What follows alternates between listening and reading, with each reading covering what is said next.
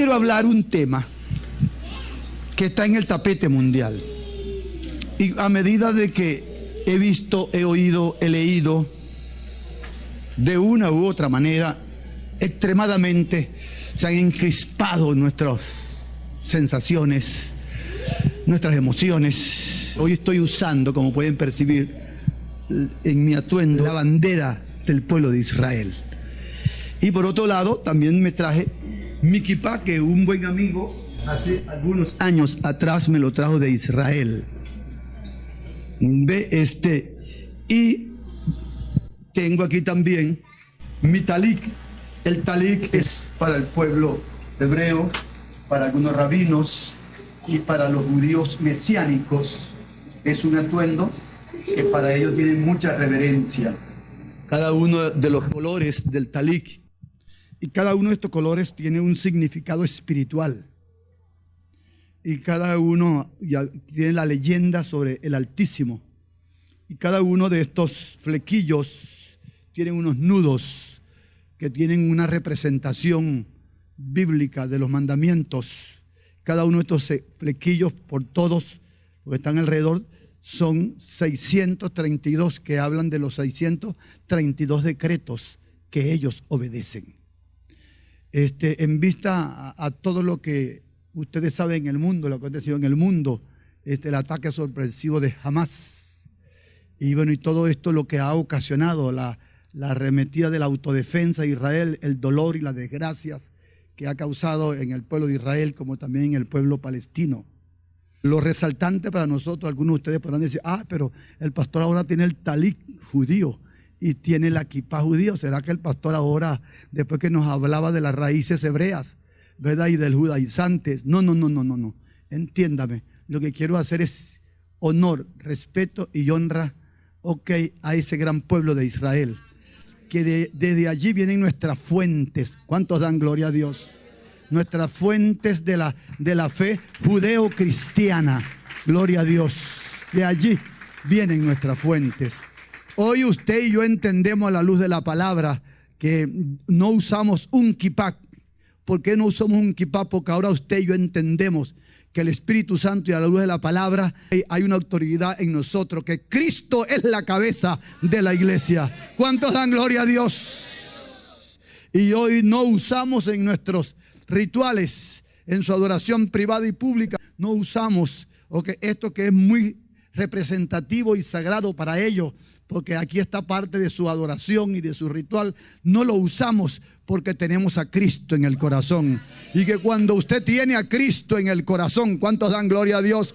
Y usted ha dejado marcar su vida por los mandamientos de Jesús, no tiene que ponerse más nada, porque en su corazón está Cristo y usted obedece la palabra. Y una cosa que nos distingue es que obedecemos la palabra.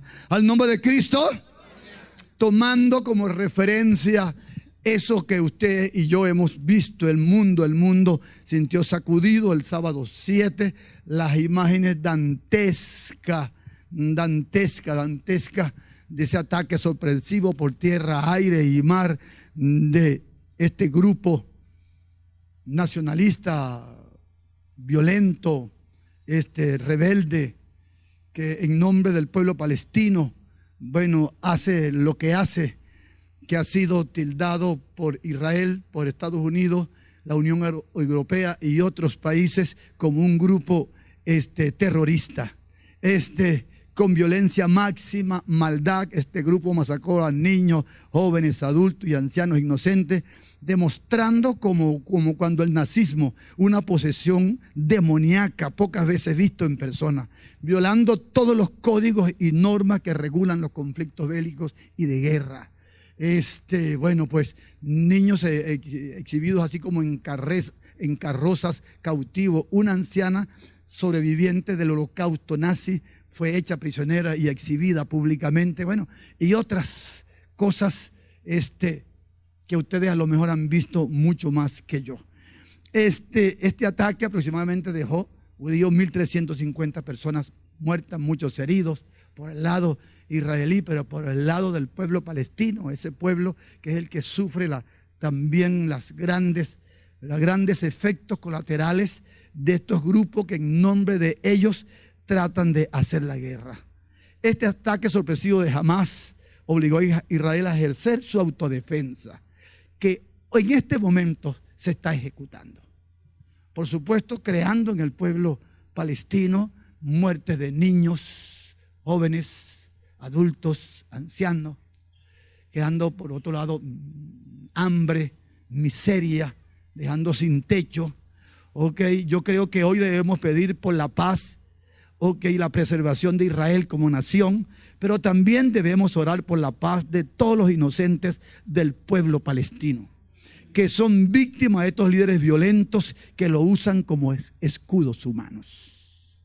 Levante su mano conmigo y diga: Dios, tú eres Dios de las naciones, tú eres Dios, Dios de Israel, pero también eres Dios de los pueblos árabes y del pueblo palestino.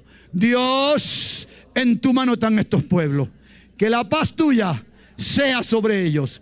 En el nombre de Jesús. Usted puede decir amén. Usted puede decir gloria a Dios. Hoy quiero hablar de un tema que está en el tapete. Y lo he titulado Israel y sus enemigos de ayer y los de hoy. Israel y sus enemigos de ayer y los de hoy. Por supuesto, voy a dar un vuelo muy rasante, muy rápido.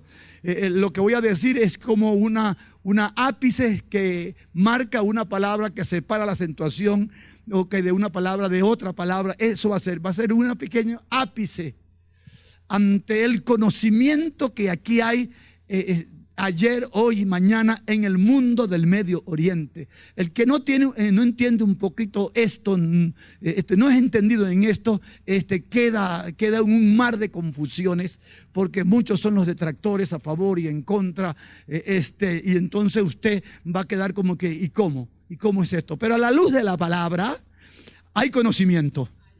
A la luz de la palabra hay dirección, para entender un poquito la realidad del Medio Oriente y esa lucha de esos pueblos de ayer, de hoy y de mañana. Porque el Medio Oriente, déjeme decirle, es la cuna de la civilización humana y será el fin de la civilización humana. Porque los escenarios escatológicos y proféticos, según el Apocalipsis, se van a desencadenar en el Medio Oriente. E Israel tendrá un rol protagónico, como algunas naciones del Medio Oriente, como algunas naciones de Europa. Pero que en medio de esos escenarios, la iglesia tendrá un acontecimiento hermoso y glorioso, porque la iglesia, en obediencia a su Cristo, será llevada a la presencia del Señor. ¿Cuántos dan gloria a Dios? Qué bueno. Dicho esto, vamos a irnos a la Biblia. Juan capítulo 4, versículo 21 al 22. Jesús le dijo: mujer, créeme que la hora viene cuando ni en este monte ni en Jerusalén adoraréis al Padre. Vosotros adoráis a lo que no sabéis. Nosotros adoramos lo que sabemos, porque la salvación viene de los judíos. Eso lo dijo Jesús. Pero hablando el apóstol San Pablo acerca de la dureza del corazón del pueblo de Israel y su incredulidad hacia Dios, San Pablo habla de la salvación de Israel en estos términos. Romanos capítulo 11, 25 al 27 dice: porque no quiero, hermanos, que ignoréis este misterio, para que no seáis arrogantes en cuanto a nosotros mismos, que aconteció a Israel endurecimiento en parte, hasta que haya entrado la plenitud a los gentiles, y luego todo Israel será salvo, como está escrito: vendrá de Sión el libertador, que apartará de Jacob la impiedad, y este será mi pacto con ellos, cuando yo quite sus pecados. ¿Cuántos dicen amén? Dentro de este contexto que les quiero hablar, que ya les anuncié, mi tema, Israel y sus enemigos ayer y hoy. Cuando se estudia la Biblia, tanto en el Antiguo como en el Nuevo Testamento, se entiende que el pueblo de Israel es un pensamiento divino. Que el nacimiento y la creación del pueblo de Israel es una idea de Dios. Vamos a irnos a la Biblia, en el libro de Génesis capítulo 12, 1 al 5, cuando Dios llamó a un pagano, a un politeísta llamado Abraham. Pero Jehová había dicho a Abraham: vete de tu tierra y tu parentela y de la casa de tu padre a la tierra que yo te voy a mostrar. Y haré de ti una grande nación y te bendeciré. Y engrandeceré tu nombre y serás bendición. Bendeciré a los que te bendijeren y a los que te maldijeren, yo los voy a maldecir. Y serás bendita en ti, serán todas las familias de la tierra. Y se fue Abraham como Jehová le dijo, y Lot fue con él. Y era Abraham de edad de 75 años cuando salió de Harán. En este párrafo que hemos leído, encontramos que Dios se le reveló a Abraham. ¿Cuántos dan gloria a Dios? Es lo que pasó con usted y conmigo. Usted y yo no creíamos al Señor y un día oímos la palabra. Un día la mente se nos abrió. ¿Cuántos dicen amén? Un día el Señor se nos reveló nuestra condición de pecado. Entendimos que en Cristo había salvación. ¿Cuántos dicen amén? Eso pasó con Abraham. Dios le habló a Abraham y Abraham entendió.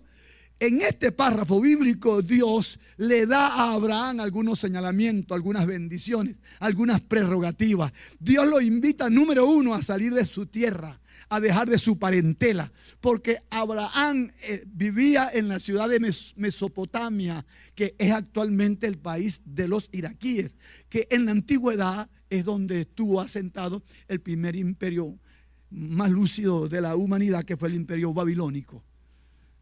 Ese famoso emperador que narra Daniel, llamado Nabucodonosor, y después vino toda una serie de herederos de los Jerjes. Y de allí venía Abraham, era de Mesopotamia, una tierra politeísta, adoradores de varios dioses, era el paganismo. Y Dios estaba buscando a alguien en quien dar su revelación. ¿Cuántos dan gloria a Dios? Es como en el mundo, Dios está buscando a través de ti y de mí a alguien para declararle la palabra, para sacarlo de las tinieblas y traerlo a la luz admirable, al conocimiento de la palabra de Dios. Usted puede decir gloria a Dios.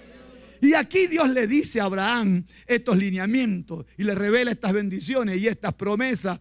Y le dice: haré de ti una gran nación, te bendeciré y te voy a engrandecer. Lo bendijeren a él, Dios lo iba a bendecir, y los que lo maldijeren a él serían maldecidos por Dios. Y también le dice que en él serían benditas todas las familias de la tierra.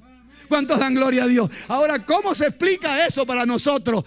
Ahora usted y yo hemos aceptado a Cristo, y Cristo es el verdadero heredero de la bendición de Abraham.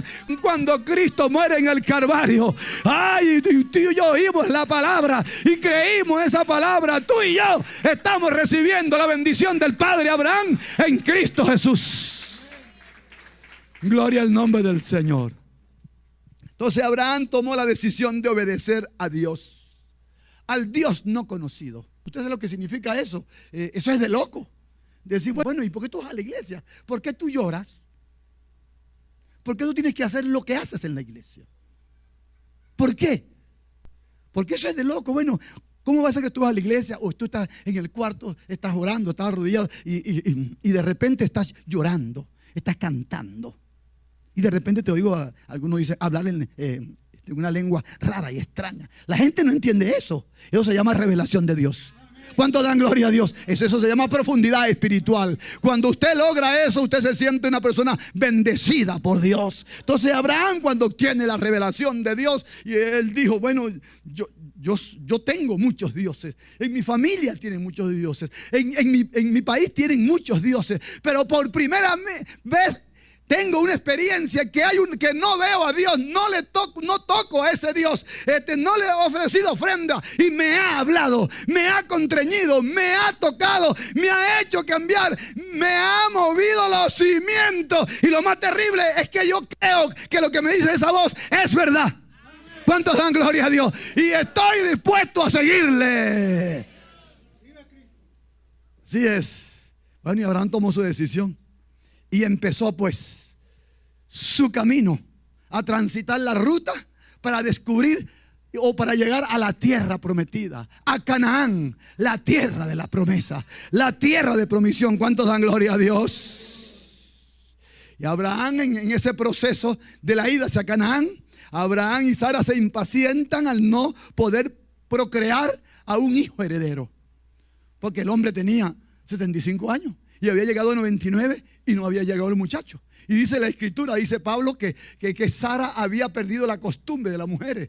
El proceso ovulatorio de menstruación ya no estaba, porque el proceso de menstruación una mujer identifica que está ovulando, que es el ciclo de la vida. Ya no estaba, ya se le había ido a Sara. Y entonces Sara un buen día le dijo, mira, ahí está nuestra sierva, es una virgen, acércate a ella, está con ella, y el hijo de ella será mi hijo, y será el hijo de la promesa, el hijo de la bendición, el que dijo Dios. Y efectivamente nació Ismael, que en la historia y en la escritura determina que es el padre de las naciones árabes. Pero entonces Dios le dice a Abraham y Sara, ese no es el hijo de la herencia, ese no es el hijo de la promesa. El hijo de la promesa va a salir de tu vientre. ¿Cuántos dan gloria a Dios? El hijo de la promesa va a salir de tus entrañas, en nombre de Cristo.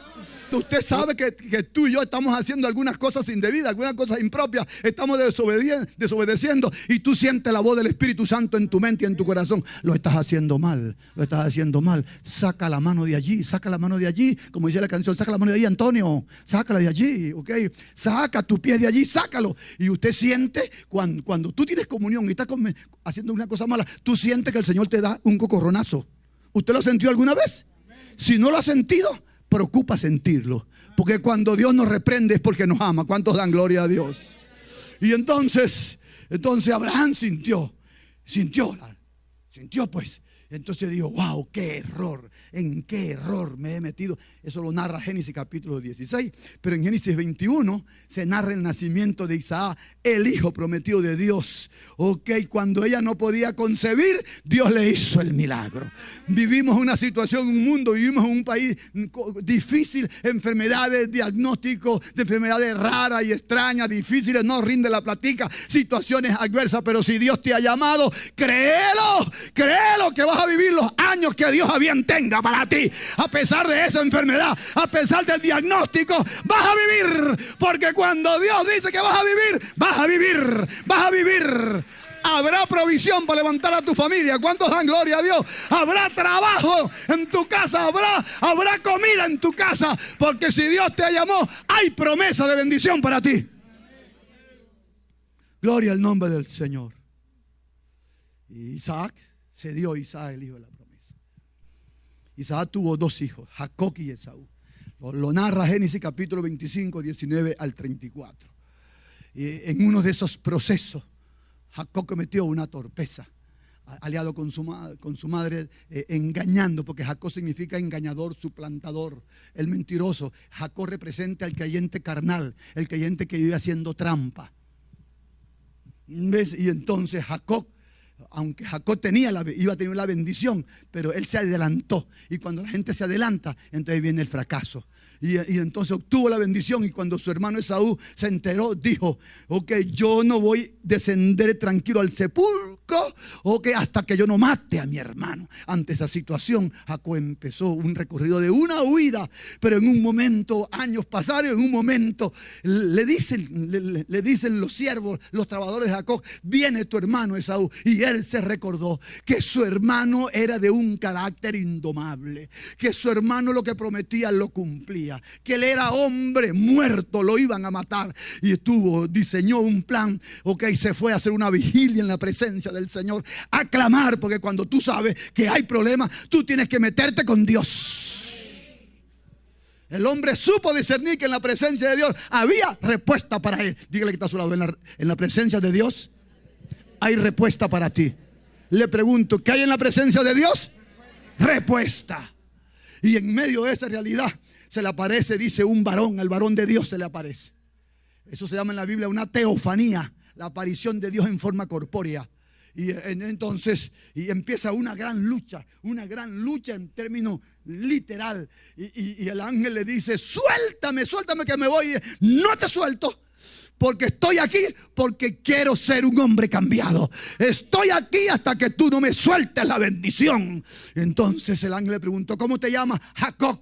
De ahora en adelante no se llamará más tu nombre Jacob, añado yo, ¿okay? Porque tu nombre significa engañador, suplantador. De ahora en adelante te llamarás Israel, porque has peleado con los hombres y con Dios y has vencido. Y la palabra Israel significa el Dios que prevalece, y también tiene la otra connotación que significa el que está del lado de Dios siempre prevalecerá. Levanta la mano y dale la gloria a Dios, pues.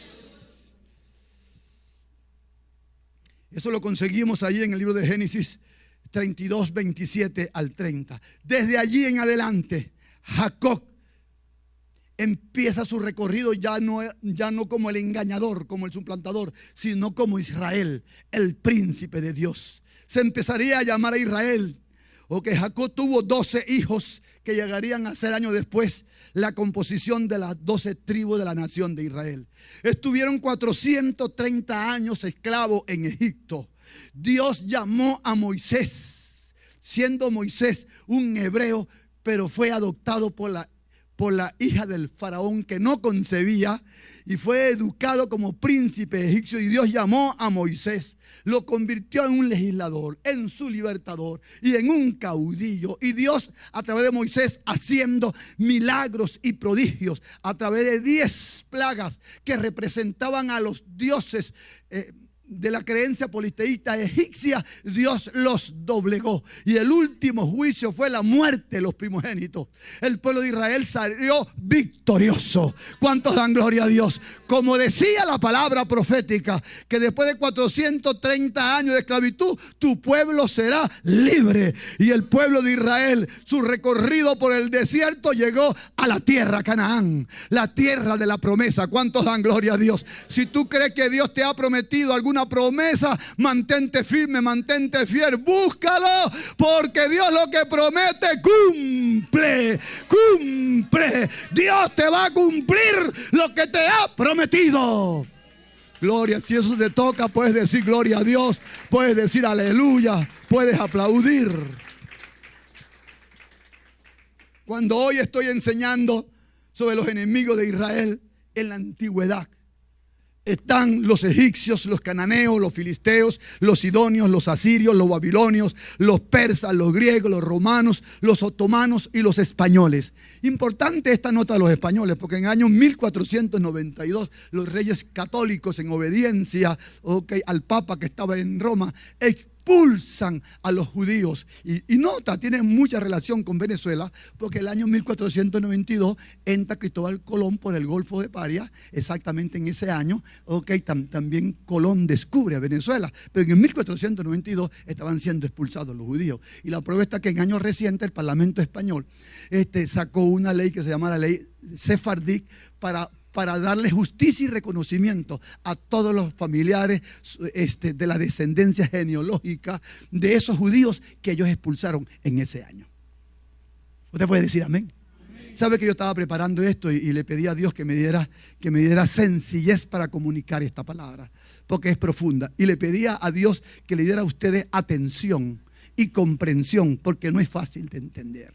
Yo espero que en este vuelo rasante dejar algunas verdades centrales claras en usted, para que usted no tenga turbación en su corazón ante estos eventos. ¿Cuántos dan gloria a Dios? Usted pueda orar con libertad a su Señor. Entonces, todas estas naciones que con sus costumbres paganas y creencias idolátricas querían conquistar a Israel y esclavizarle. Pero en cada una de esas grandes batallas, la conseguimos en todos los libros de jueces, en las crónicas, en los reyes. Los profetas hablan de los juicios de Dios hacia Israel. Los profetas hablaban sobre las victorias que iba a obtener Israel. Israel los derrotaba todos en nombre de Jehová, el único Dios en el Medio Oriente que era monoteísta. Al nombre de Cristo, adoradores de un solo Dios, que significaba Jehová, que significa el Dios que era, el que es y el que siempre será, el todopoderoso Dios. Gloria al nombre del Señor. Dando algunos vuelcos muy rápidos en la historia, en el Nuevo Testamento Jesús profetizó la segunda diáspora, dispersión o salida del pueblo de Israel, porque Jesús vino y ellos no recibieron a Jesús. Porque el pueblo de Israel ayer y hoy, aunque es una nación secular, y aunque es una nación que es el asiento de la creencia de la fe judaica, islamista y cristiana, es un pueblo duro, es un pueblo rebelde. Usted y yo nos parecemos a Israel, porque usted y yo hay veces que somos duros, somos rebeldes, somos terribles. Dios nos está hablando. Dios tenga misericordia de nosotros. Diga conmigo: Dios sigue teniendo misericordia de mí, a pesar de mi dureza y de mi rebeldía y mi desobediencia. Entonces, pero Jesús profetiza ante la rebeldía de Israel, de rechazarle y de no reconocerle como Dios encarnado, como el Mesías. Lo plantea el libro de Mateo capítulo 23, versículo 37 al 38. Dice Jesús llorando, dice de esta manera: oh Jerusalén, Jerusalén, que matas a los profetas y apedreas a los que te son enviados. ¿Cuántas veces quise juntar a tus hijos como la gallina juntó a sus polluelos debajo de sus alas para protegerle? Y no quisiste. He aquí vuestra casa os he dejada desierta. Esta profecía literalmente se cumplió, como narra el libro de Mateo capítulo 24, 1 al 2. Se cumplió literalmente en el año 70 del primer siglo de la era cristiana, donde el general Tito, enviado por el emperador Vespasiano de Roma, sometió a espada a los nacionalistas judíos que buscaban la independencia del Imperio Romano, matando, se cree, según el famoso historiador Flavio Josefo, a 1 millón de judíos. Dícese que en ese momento la sangre corría por las calles de Jerusalén, así como corre el agua cuando llueve. Fue algo muy dantesco, pero eso inició lo que se llamó la dispersión o la diáspora o el éxodo o la salida del pueblo de Israel de su tierra. Y es allí cuando empieza. Y esa dispersión duró hasta el año 1947. Los judíos estuvieron cerca de 2000 años en destierro. Ninguna otra nación ha sido desterrada de su tierra y que durante 2000 años ha estado fuera y vuelve de nuevo para reposeerla, para recolonizarla, para reconquistarla. Y todas esas tierras quedaron eminentemente en estado desérticos, porque el Imperio Otomano logró conquistar a Jerusalén en el año 1300, en el siglo XIII, y de allí se estableció entonces una comunidad árabe, que es de donde viene el pueblo palestino. Y entonces, dentro de todo ese contexto de apreciaciones, ser judío hasta el año de la Segunda Guerra Mundial, ser judío era sinónimo de gente mala. Ellos decían: esa gente, los judíos, mataron al Hijo de Dios. Y era uno de los eslogans de los nazistas. Era común oír decir, cuando una persona andaba vagando: anda como judío errante. Eran la vergüenza de las naciones. Se le perseguía. El clima máximo fue en la Alemania nazi de Adolfo Hitler, del año 1938 al 45, donde Hitler, con su política antisemita y sus líderes, logró matar aproximadamente a 5 millones de judíos en los campos de concentración, en las cámaras de gases y en las cámaras de cremación. Hitler derrotado y suicidado, y Alemania arruinada. Pues queramos o no queramos aceptar, todos los grandes imperios y los grandes pueblos que se han levantado con Israel con la razón de destruirles, ellos han quedado arruinados. La historia nos los dice. Vayamos a la historia, bebamos de la fuente de la historia y entenderemos que así es. El mundo entero, en 1947, en la naciente, lo que se llama hoy en día la ONU, la Organización de las Naciones Unidas, los países congregados allí, en los primeros miembros, todos clamaban que debía de dársele un pedazo de tierra en la tierra que había sido de sus padres a estos sobrevivientes del antisemitismo nazi. Había que darle. Y las Naciones Unidas sacó una declaración y le dio una orden al protectorado británico que estaba allí en esas tierras, y dictaminó que ese pueblo, ese remanente sobreviviente del holocausto, debía de poseer un pedazo de tierra de una forma legítima, ya que era la tierra originaria de ellos. Eso hizo que un cúmulo de profecías Antiguo y Nuevo Testamento se cumplieran, pero eso abrió entonces la guerra entre los árabes, los palestinos e Israel. El mundo entero clamaba por eso, y efectivamente se dio en el año 1947. Pero Israel nace como nación en el mundo, declarada y reconocida, se funda en el año 1948. Después de la partición, un grupo de nacionalistas judíos lograron reunirse, hacer su constitución y hacer su declaratoria de su constitución y declararse como Estado soberano y libre en la tierra de Israel, en la tierra de Jezreel, en la tierra donde está Jerusalén. ¿Cuántos dan gloria a Dios? Es de resaltar, importante, algo de Venezuela. Es de resaltar que Venezuela era miembro de los países que fundaron la ONU. Venezuela era miembro. Y cuando se hizo esa votación, Venezuela votó favorablemente para que se creara el Estado de Israel. ¿Cuántos dan gloria a Dios? Gloria al nombre del Señor. Gloria. Lastimosamente y lamentablemente en el año 2010 el presidente Chávez en cadena nacional maldijo a Israel y cortó relaciones diplomáticas, haciendo relaciones con los países que se oponen a Israel hasta el día de hoy. El siguiente año de 1948, el 14 de mayo, se funda Israel. Ese acto hizo que se cumplieran muchas profecías del Antiguo y del Nuevo Testamento, especialmente la de Ezequiel 37. Cuando usted lee Ezequiel 37, el Espíritu de Dios llevó al profeta Ezequiel hacia un valle, y se llama el Valle de los huesos secos. Y el Espíritu de Dios le dice a Ezequiel: ¿tú crees que estos huesos vivirán?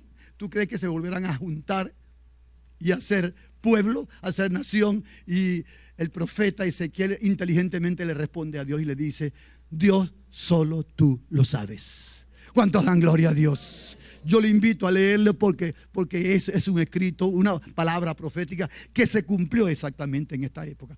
Pero no obstante a eso, a mí me gusta una profecía que está en el libro de Isaías, capítulo 66, 8 al 10, donde Dios, a través del profeta Ezequiel, ya estando Israel disperso en el mundo, profetiza que Israel volvería a nacer en un día. ¿Cuántos dan gloria a Dios? ¿Ustedes me están siguiendo? ¿Me están siguiendo? ¿Seguro me están siguiendo? Ok. Dice Isaías 66, 8 al 10. ¿Quién vio tal cosa? ¿Concebirá la tierra en un día? ¿Nacerá una nación de una vez? Pues en cuanto a Sión tuvo de parto, dio a luz a sus hijos. Yo que hago dar a luz, no haré nacer, dijo Jehová. Yo que hago engendrar, impediré el nacimiento, dice Dios. Y esta palabra profética se cumplió en el año 47 y en el año 48, y por eso hoy Israel es una nación en el mundo soberana y libre. Desde ese año 1948, cuando se funda la nación de Israel, el crecimiento, el desarrollo, la ciencia, las artes son una realidad en esa nación.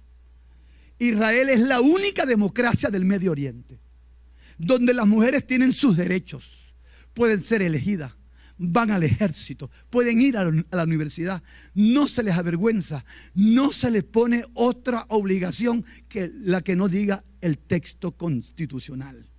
donde conviven las tres grandes religiones monoteístas, la judaica, la cristiana y la islamista o musulmana. Es el único país que consiguió la fórmula de convertir al desierto en prados verdes y zonas productivas. Es el único país que tiene el invento que puede fabricar el agua, que a través de un dispositivo puede entonces agarrar aires y ese aire atmosférico lo transforma en filtros de agua. ¿Por qué será que de todos los premios Nobel repartidos a los científicos más excelentes del mundo, porque a los Nobel se lo dan a los científicos más excelentes y en las diferentes artes y ciencias, el 22.7 de esos premios son de científicos judíos? De una u otra manera, a pesar de su rebeldía y de su corazón endurecido, Dios ha bendecido a esa nación, porque esa nación tiene pacto, del pacto que Dios hizo con Abraham. ¿Cuántos dan gloria a Dios?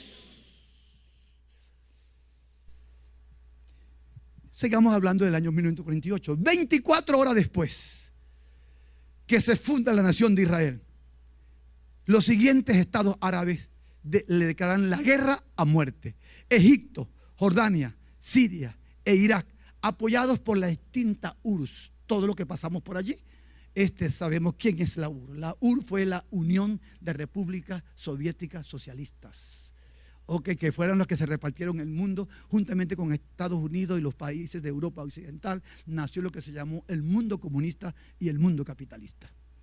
Entonces esa extinta URSS lo apoyaron, por supuesto. Esa URSS, que hoy en día es representada por Rusia, tiene energía nuclear y tiene una industria armamentista muy bien desarrollada. Pero lo interesante es que esa guerra fue sorpresiva. Y al final de la guerra, todos estos países fueron derrotados. Pero en el año 67 se generó una guerra que se llamó una guerra relámpago. 6 días y también fue una guerra sorpresa. Los países de Egipto, Siria, Jordania, Líbano, apoyados por la URSS, invaden a Israel y volvieron a ser derrotados. Esa guerra se conoció como la guerra de los 6 días. Israel se anexó nuevos territorios. Israel se anexó el monte de Sinaí, se anexó las alturas del Golán, que hoy día siguen en disputa. En el año 73 es conocida como se llama la guerra del Yom Kippur.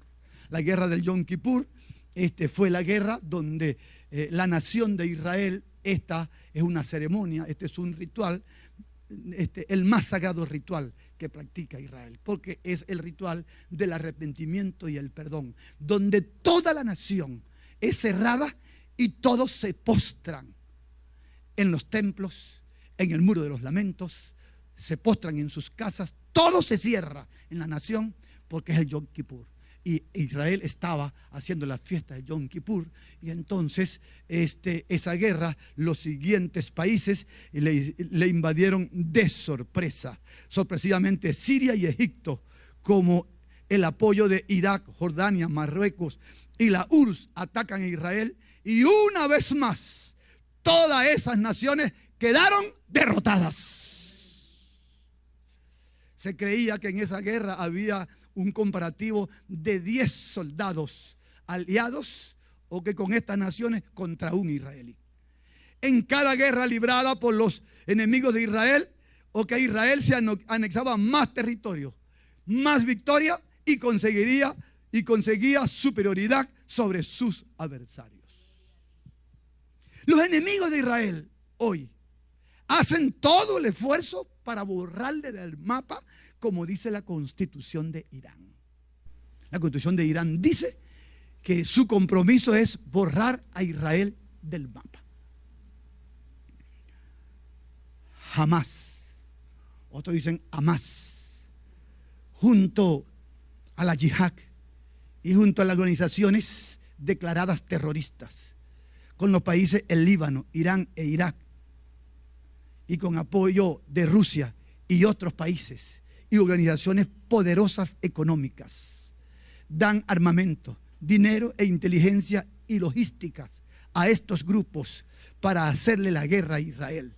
Pero siempre Israel ha salido y saldrá victorioso.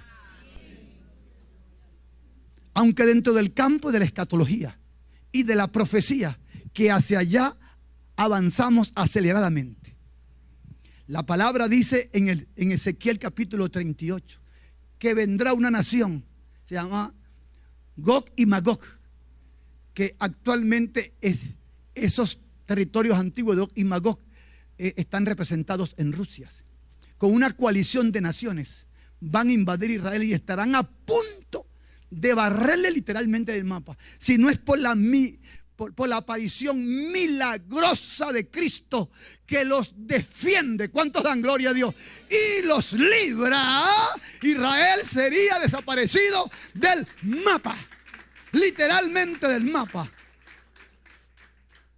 Pero lo bueno en estos escenarios, iglesia, que ya me estoy avanzando a los escenarios finales, es que la iglesia le espera un evento glorioso a ti y a mí. Y ante que esto se desencadene, esas guerras, lo que se llama la tercera guerra mundial, lo que el Apocalipsis llama la guerra de Armagedón, usted y yo, iglesia, si estaremos vivos para eso, a lo mejor no, o si hayamos partido en la fe con el Señor va a venir y va a trasladar a los creyentes fallecidos en la paz del Señor y a los que vivan, y seremos transformados en el poder de Dios y nos reuniremos con el Señor para estar siempre con Él. Al nombre de Cristo. Gloria al nombre del Señor. Dentro del contexto de violencia, descomposición moral y espiritual y social, y la decadencia que vive el mundo en una forma acelerada. Lo he dicho otras veces, este mundo está cambiando aceleradamente para mal. Entra en vigencia la palabra profética de Jesús.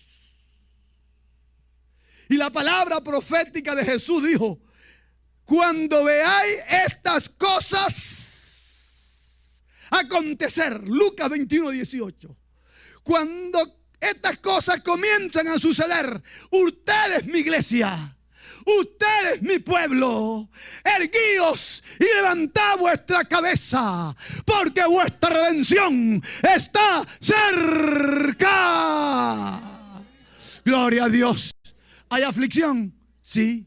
¿Hay enfermedad? Sí. ¿Hay angustia? Sí. ¿Hay problemas? Sí. ¿Hay diagnóstico de enfermedades graves? Sí. Y a lo mejor usted y yo nos muramos por algunos de esos diagnósticos. ¿Hay necesidades? Sí. ¿Hay situaciones en su casa? Sí. ¿Usted lucha contra su carne? Sí. ¿Usted lucha contra el diablo? Sí. Pero Jesús dijo que este mundo iría de mal en peor, de guerra, de inmoralidad, de falsas enseñanzas, falsos cristos, falsos mesías, falsos maestros que arrastrarían aún a los justos. Y Jesucristo dijo: ustedes entendidos, ustedes mis hijos, ustedes que tienen el Espíritu Santo mío, ¿cuántos dan gloria a Dios? Ustedes sí entienden el nombre de Cristo. Ustedes levanten la cabeza, porque viene el anuncio. Se tocará la trompeta y tú serás levantado, tú serás trasladado. Oh, gloria al Señor.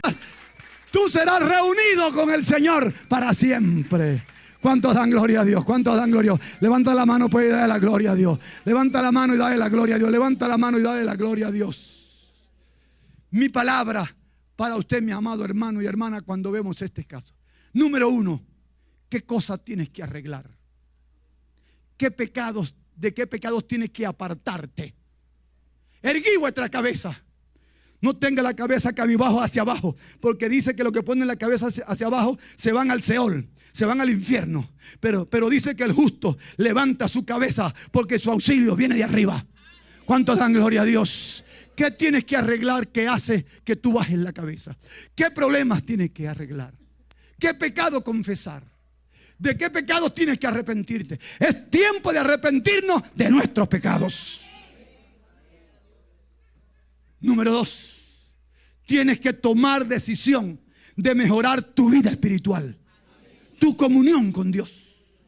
Número 3, tienes que decidir en convertirte en un servidor. Que se te distinga porque eres un servidor. Si ayer te conocían porque te gustaba el béisbol, te gustaba el deporte, te gustaba la cerveza, te gustaban las mujeres, te gustaban los hombres, eras un mundano consagrado. Ahora distínguete por ser un cristiano consagrado, un cristiano que adora el nombre del Señor, que sirve al nombre del Señor. Usted puede levantar la mano y decir gloria a Dios, aleluya, gloria al nombre del Señor. Y mi último consejo es: viva bajo una expectativa que hoy tú y yo podemos irnos con el Señor. Estoy hablando esta palabra y a lo mejor, como le ha pasado a algunos de mis amigos, salieron a hacer un viaje, vino el COVID, vino otras situaciones, vino un accidente y mis amigos que eran más jóvenes que yo se han ido, pero vencieron porque están en la presencia del Señor. ¿Qué tal te parece si la muerte te sorprende en la vida que estás llevando? ¿Qué tal te parece si la muerte te sorprende así? ¿A dónde irías? Por eso la palabra profética del Señor ante estos escenarios dice: tú que me conoces, tú que sientes el mover de mi espíritu, levanta tu cabeza, ponte erguido, llénate de fuerza, llénate de ánimo, llénate de gana, porque tu redención está cerca.